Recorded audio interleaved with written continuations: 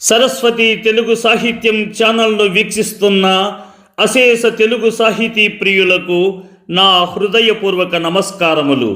నా పేరు కంబం సిద్ధారెడ్డి. మీరు మా ఛానల్ని మొదటిసారి చూస్తున్నట్లయితే వెంటనే సబ్స్క్రైబ్ చేయండి. పక్కనే ఉన్న గంట సింబల్ని నొక్కండి. తద్వారా మేము చేసే కొత్త వీడియోలు మీకు నోటిఫికేషన్ రూపంలో రావడం జరుగుతుంది.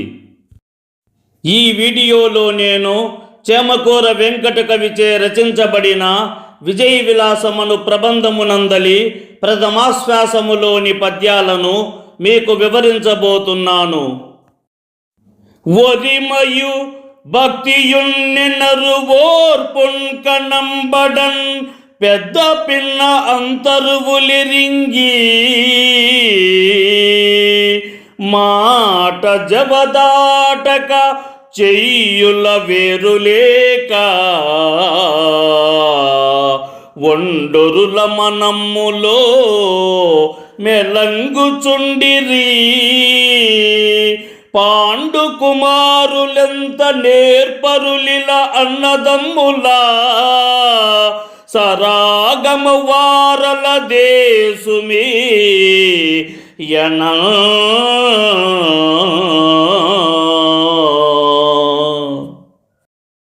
పాండురాజు కుమారులైన పాండవులు 5 వినయం, భక్తి, పరస్పర గౌరవం, సహనం వంటి గుణాలతో వెలుగొందుతూ ఉండేవారు.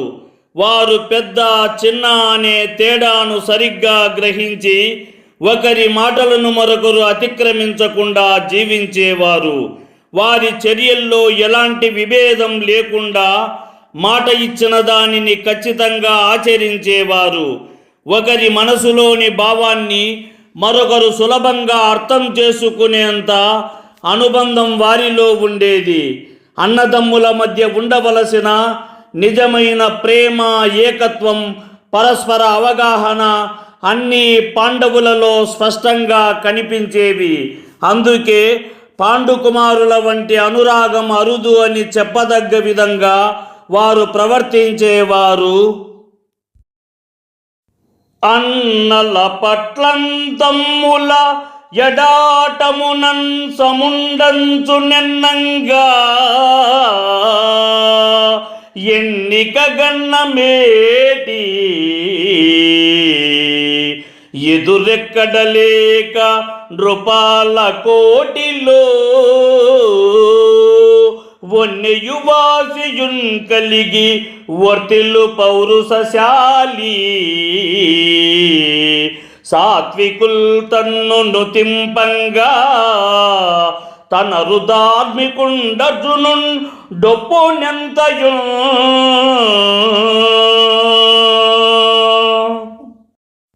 అర్జునుడు అన్నల పట్లను, తమ్ముల పట్లను సమానంగా ప్రవర్తించేవాడని అందరూ అనుకునేటట్లుగా రాజుల సమూహంలో ఎక్కడా ఎదురులేని వాడై తేజస్సును, ప్రసిద్ధిని కలిగిన గొప్ప పరాక్రమశాలి అని అందరూ తనను పొగుడుతుండగా ధర్మవర్తన కలిగి గొప్ప ధనుర్విద్యావంతుడై ఎంతగానో ప్రకాశిస్తున్నాడు. అతని నుతింప శక్యమే జయంతుని తమ్ముండు సోయగమ్మునన్ బతగకులాదిపద్వజుని ప్రాణసకుండు కృపారసమ్మున క్షితిధర కన్యకాధిపతికి ప్రతిజోదు సమిజ్జయమ్మునందతనిక తండె సాటి చతురబ్ది పరీత మహీతలమ్మున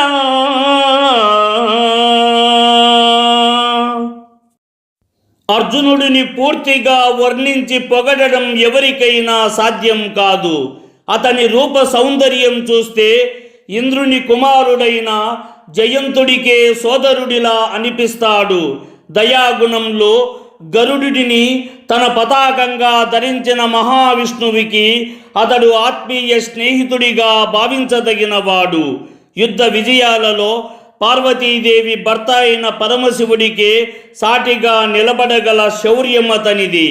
నాలుగు దిక్కుల సముద్రాలతో ఆవరించిన ఈ భూమిలో అర్జునునితో సమానమైన వీరుడు మరొకరు లేరు. అతనికి అతనే సాటి.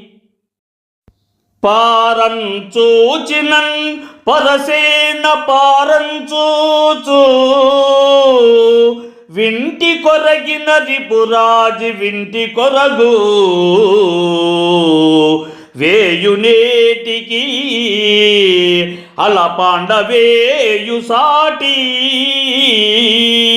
వీరుండిల లేడు ప్రతి రఘువీరుండొకండు. అర్జునుడు శత్రు సైన్యాన్ని ఒకసారి గట్టిగా చూడగానే వారు భయముతో పారిపోవాలని చూస్తారు. అతను తన ధనుస్సును ఎత్తడానికి వంగిన క్షణమే శత్రుల గుంపు నాశనమవుతుంది. మరి ఎక్కువగా చెప్పాల్సిన అవసరం ఏముంది? ఆ అర్జునునితో సమానంగా నిలబడగల వీరుడు ఈ భూమిపై ఎవరూ లేరు. అతనికి నిజమైన సాటి అయ్యే మహావీరుడు ఒకరే, ఆ శ్రీరాముడు. అతిలోక సమీక జయోన్నతి చే ధర్మజున కింపునర్చుచు వినయాన్వితుండై సమస్త జన సమ్మతుండై నరుండుండె ఇటుల మానుస చర్య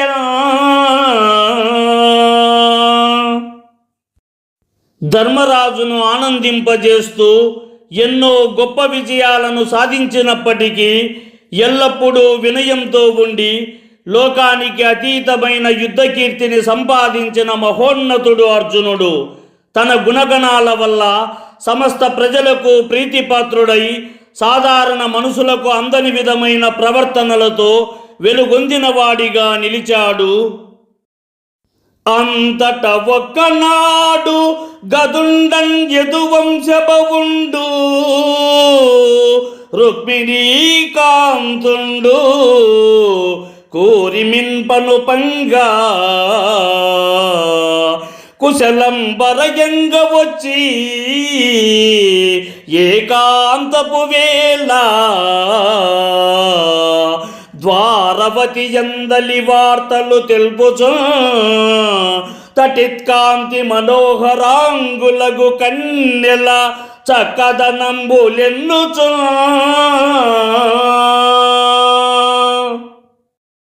ఇలా ఉన్న సమయంలో ఒకరోజు శ్రీకృష్ణుడు పాండవుల యోగక్షేమాలను తెలుసుకోవాలనే ఉద్దేశంతో గదుడు అనే యాదవుని ఇంద్రప్రస్థపురమునకు పంపించాడు. అతడు అక్కడికి వచ్చి అర్జునుడు ఒంటరిగా ఉన్న సమయాన్ని చూసి ద్వారకా నగరంలోని విశేషాలను వివరంగా చెప్పసాగాడు. అక్కడి స్త్రీల అపూర్వ సౌందర్యాన్ని, మెరుపు తీగల వెలుగులా మెరిసే వారి రూపకాంతిని వర్ణిస్తూ మాట్లాడాడు. కణన్ సుభద్రకున్ సమంబు కాగయి మృగీ విలోకన నిజంబు కాగా ఏ జగంబునందుంచూచి కానంతదీయ వర్ణనీయా హావభావది వయఃకణన్మనోజ్ఞరేక లెన్నంగాతరంబే గ్రకణ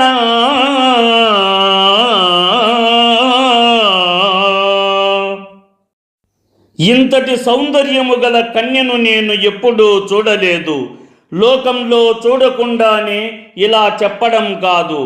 ఆ సుభద్ర యొక్క హావభావాలు, మంచి స్వభావం, యవ్వనం, అపూర్వ సౌందర్య లక్షణాలను కేవలం కొన్ని మాటల్లో వివరించడం ఎవరికీ సాధ్యం కాదు.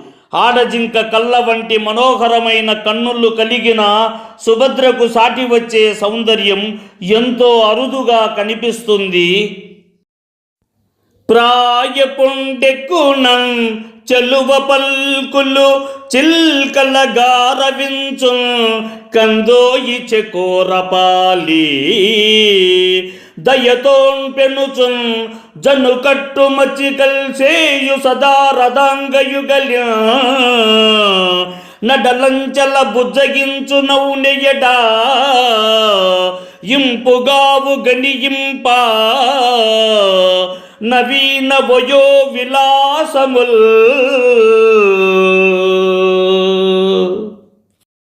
సుభద్ర తన యవ్వన సౌందర్యంపై కలిగిన గర్వంతో పలికే మాటలు చిలుకలను ఆకర్షిస్తున్నట్లుగా ఉంటాయి. ఆమె కన్నుల అందం చకోర పక్షుల గుంపుకి ఆహారంలా అనిపిస్తుంది. ఆమె వక్షోజాల సోయగం జక్కన పక్షుల జంటను మమతగా దగ్గర చేసుకుంటున్నట్లుగా ఉంటుంది. ఆమె నడకలోని లావణ్యం హంసలను సైతం మురిపిస్తుంది. మొత్తంగా చూస్తే యవ్వనం తెచ్చే తాజా సౌందర్యం ఎవరికైనా మనోహరంగానే అనిపిస్తుంది. అతివ కుచంబులున్ మెరుంగుటారును వేనలియున్ దరాదిపోన్నతియు అహీనభూతి కలనంబు గణాభ్యుదయంబు నిప్పుడొందితిమని మాటి మాటికిని నిక్కెడు నీల్గెడు విరవీగెడు క్షితినటుగాదే ఒక్కొక్కరికి నడుమంత్రపున్ కల్మి కల్గిన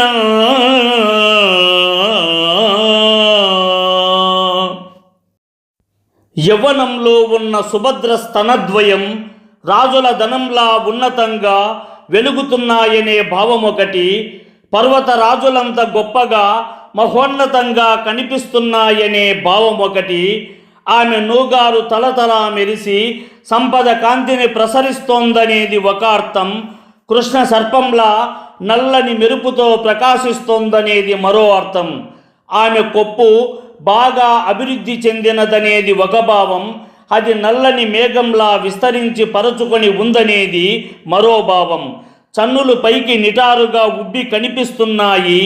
నూగారు పొడవుగా సాగుతూ నీలిమను వెదజల్లుతోంది. కొప్పు క్రమంగా పెరుగుతూ విరాజిల్లుతోంది. ఇదే విధానం లోకంలో ఎవరికైనా మొదట లేకుండా మధ్యలో ఒక్కసారిగా సంపద లభిస్తే వారు కూడా ఇలాగే ఉప్పొంగిన గర్వంతో వెలుగుతారు. కేలికా సరసిలోన్ తేలియాడుటం చేసి శైవాలలత కొంత సాటి వచ్చు పుష్పమాలికలతో పొందు సల్పుటం చేసి ఎలదేటి గమి కొంత ఈడువచ్చు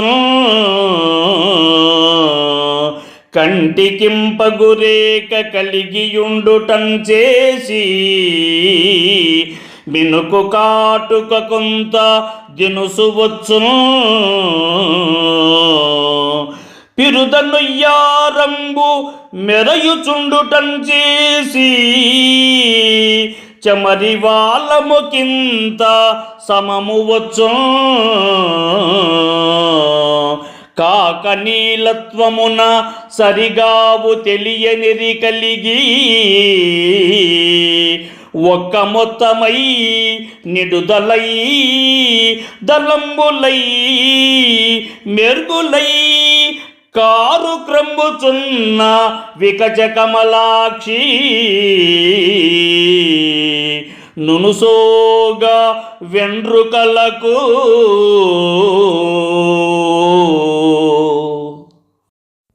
ఈ పద్యమునందు సుభద్ర యొక్క అందమైన కేశపాశాన్ని వర్ణించడం జరిగింది. జలక్రీడల సమయంలో ఆమె జుట్టు నీటి మీద తేలుతూ కనిపిస్తుంది. అలాగే నాచుతీగ కూడా నీటి మీద తేలుతూ ఆడుతుంది. అందువల్ల ఆ నాచుతీగకు ఆమె వెంట్రుకలతో కొంత పోలిక ఉందని అనవచ్చు. సుభద్ర జుట్టు పూలమాలతో అలంకరించబడి ఉంటుంది. అదేవిధంగా తుమ్మెదల గుంపు కూడా పూల చుట్టూ తిరుగుతూ ఉంటాయి. అందుకే తుమ్మెదల సమూహం ఆమె జుట్టుతో కొంతమేర పోలికను కలిగి ఉందని చెప్పవచ్చు. ఆమె జుట్టు చూడడానికి ఎంతో మనోహరంగా ఉంటుంది.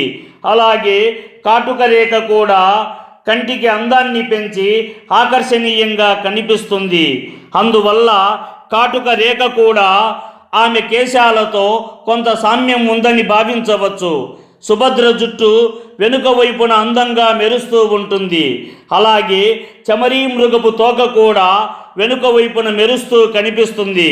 కాబట్టి ఆ తోకను కూడా ఆమె జుట్టుతో కొంతవరకు పోల్చవచ్చు. అయితే నాచుతీగ, తుమ్మెదల గుంపు, కాటుక రేఖ, చమరీ మృగపు తోక ఇవన్నీ ఆమె కేశాలకు కొంత పోలిక మాత్రమే కలిగినవి. కానీ నల్లని రంగు, ఒత్తుగా ఉండటం, పొడవు, చిక్కదనం, కాంతి, నల్లదనాన్ని విస్తరించే శోభ ఈ లక్షణాలన్నింటిలో వికసించిన తామర పువ్వుల్లాంటి కన్నులు కలిగిన సుభద్ర యొక్క నును సొగసైన వెండ్రుకలకు ఇవి ఏవీ సమానంగా రావు. నలి నలీల సంచు నలి నలిగా వించు ఇంచుమించులాడు ఇంచుమించు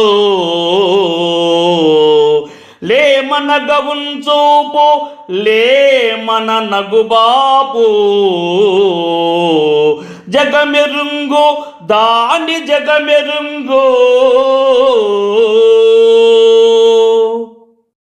ఆ సుభద్ర సంతోషాన్ని వ్యక్తపరుస్తూ చూసే చూపులు తామర పువ్వుల అద్భుత సౌందర్యాన్ని కూడా మసకబార్చేస్తాయి. ఆమె కళ్ళలోని మనోహరమైన మెరుపు ఇతర అందాలను ఎగతాళి చేస్తున్నట్లుగా అనిపిస్తుంది. ఆహా, అలాంటి ఆమెను ఎలా వర్ణించగలం? ఆమె లోకానికి అతీతమైన సౌందర్యం అందరికీ తెలిసినదే కదా. జలరుహగంధి వీనుల పసల్ నవసంఖ్యనదేమి లెక్కను చెలువన కాంకురాలి నెలచేడియా సైకముంతాను చుక్కను పొలంతుక గబ్బి చన్నుంగవ పువ్వుల చెండ్లను లేదు బంతను కలికి ముఖార వింద మలకల్వల రాయని త్రోసి రాజను.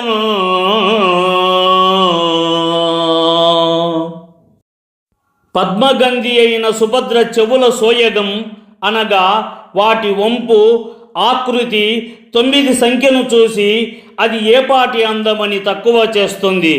అది కేవలం ఒక అంకె మాత్రమే కదా అని తిరస్కరిస్తుందని మరో భావం. ఆమె గోరు మొలకల వరుష చంద్రుని సకులైన నక్షత్రాల కాంతిని చూసి వాటిని చిన్నచూపు చూస్తుంది. అది ఒక్క చుక్క మాత్రమే కదా అని నిరాకరించడమే మరొక అర్థం. ఆమె బిగువుగా నిండిన చనుదోయి పూల బంతులను చూసి అవి కేవలం బంతులే అని తీసిపారేస్తాయి. అవి మా వరుసకు సాటి కావు అనే భావం కూడా అందులో దాగి ఉంది. ఆమె ముఖపద్మం కలువలకు అధిపతిగా భావించే చంద్రుని సైతం మిక్కిలి అవమానపరుస్తుంది. చదరంగంలో రాజును కట్టివేసినట్లుగా చంద్రుని సైతం కట్టిపడేసిందనే భావము ఇందులో అంతర్లీనంగా ఉంది.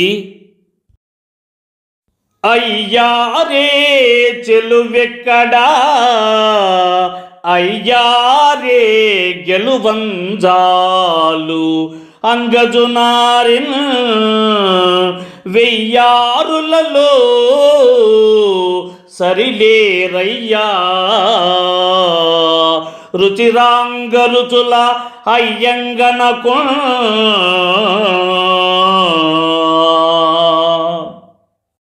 ఆహా, ఆ సుభద్ర యొక్క సౌందర్యం ఎక్కడా, ఇతర కన్యల అందం ఎక్కడా?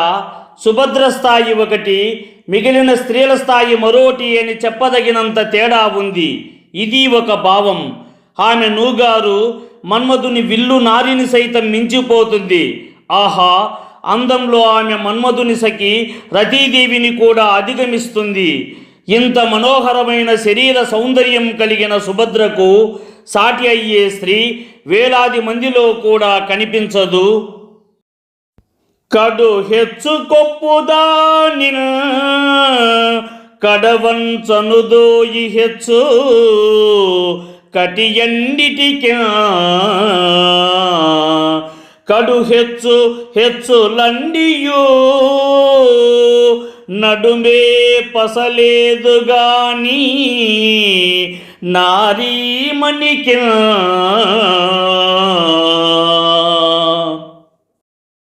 స్త్రీలలో శ్రేష్ఠురాలైన సుభద్రకు కొప్పు చాలా విశాలంగా ఉంటుంది. ఆ కొప్పుతో పోలిస్తే ఆమె చనుదోయి ఇంకా విస్తారంగా కనిపిస్తుంది. ఈ రెండింటి కంటే ఆమె జగనం మరింత పెద్దదిగా ఉంటుంది. ఇలా అన్ని అవయవాలు పెద్దవిగా సమృద్ధిగా ఉన్నప్పటికీ ఆమె నడుము మాత్రం బలహీనంగా సన్నంగా ఉండి ప్రత్యేకంగా ఆకట్టుకుంటుంది. ఈ వీడియోని లైక్ చేయండి, షేర్ చేయండి. ఈ వీడియోపై మీకున్న అభిప్రాయాన్ని కామెంట్ సెక్షన్లో కామెంట్ చేయండి. ఈ వీడియో చూసిన సాహితీ ప్రియులందరికీ నా హృదయపూర్వక ధన్యవాదములు.